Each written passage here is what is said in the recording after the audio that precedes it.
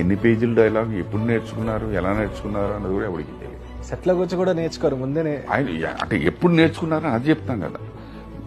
Maybe ఇప్పుడు అలా ఆట పట్టిస్తూ కూడా మనసులో ఆయనకి ఆ డైలాగ్ రన్ అవుతుందేమో అని కూడా అనుకో. అందుకని you see a sudden transformation.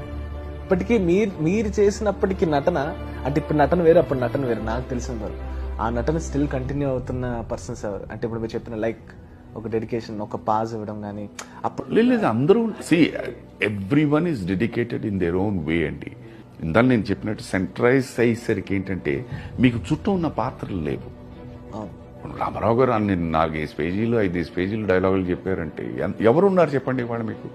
4 పేజీలు గట్టిగా డైలాగ్ చెప్పేవాళ్ళు నాకు తెలిసి జూనియర్ ఎంట్రీ గారు.